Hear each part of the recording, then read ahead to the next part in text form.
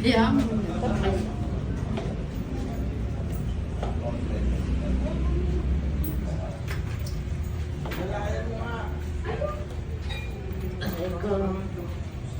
Talaga ang balakang ko.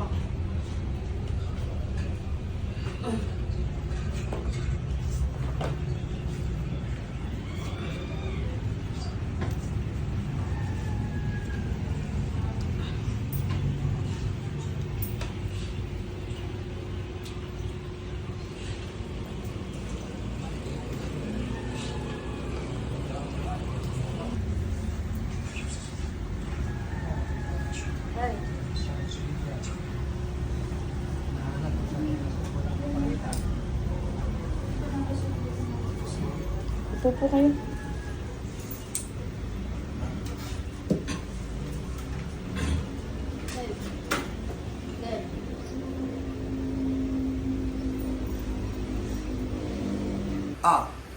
So, pag ayun nabanggit sa Indong Gabos, kasi nag-uro na kami ni Madam. Di na? So, ulit. So, magandang gabi sa Indong Gabos. Nag-uro na kami ni Madam na patarang kami kay Bicol para ang makakasabot nito. Bicol sana, ha? Si Madam nagdigde na dain na makalakaw. Konting sana, may minapitik na doon sa likod. Tapos pirang aldo na Madam. Na paano ba yan? Pag ikot ko baga, pag pinto ko tolos, binigla ko. Na matiang sa lawas ko. Yung nagganon. Tapos bagaan may yung sinagkuryente sa... Pina-check up mo na. Pina-check up. Eh, nagpa-check up ako. Hindi na siya sa ospital mo. Hmm. Ewan ko bakit ang laboratoryong hiningi sa kanya. Uric acid. Baliktad. Sabi ko bakit uric acid? Eh di nagduman ka mo, pag duman ka mo na dahi makalakaw, pag luwas, dahi pa nakalakaw. Kung anong nahiling niya doon sa kuya kanina, mo ito pag-uli ko. Ganun pa rin. Ganun pa din. Okay, cool. So, kamo mga Bicolano kamo, kung igwa kamo nito, dain nyo na ipagpirit yan sa mga yung nadangog niya na pigtaran niya na dinumanan niya. Kasi yan, pilay yan, pang manghihilot yan. So tingnan nyo ha, dadagog nyo naman pigtaram, nagduman ng pilay, nagluwas, pilay man, uni naman ang kayang gibo ng manghihilot madyan ako sa Bicol, pero pag-uurunan may paha. I-schedule ta. So, uni ang kayang gibuo ng Anthony Cram, di mo. Madam, tindog Madam Lakaw. Mare, pusang na lang. Sige, talikod na, Paglakaw na, Ano da, sakit mo?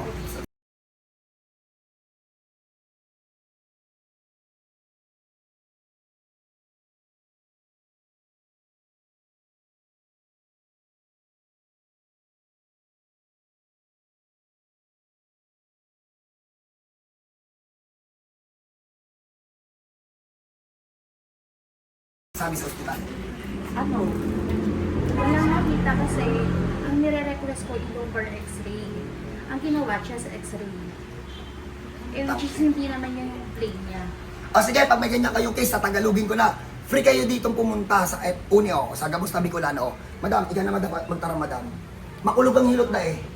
Dahil man, maginawa man ang paghilot niya. At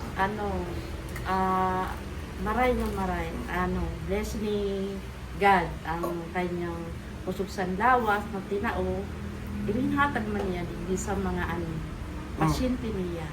Natanong din daw. Dahil ini makulog mga Bicolano, magdigdi na kamo. Bicolano man ang maparay sa Indo. So paano ha? Kita digdi. God bless sa lahat. Kung naintindihan nyo kahit hindi kayo Bicolano, welcome po kayo dito.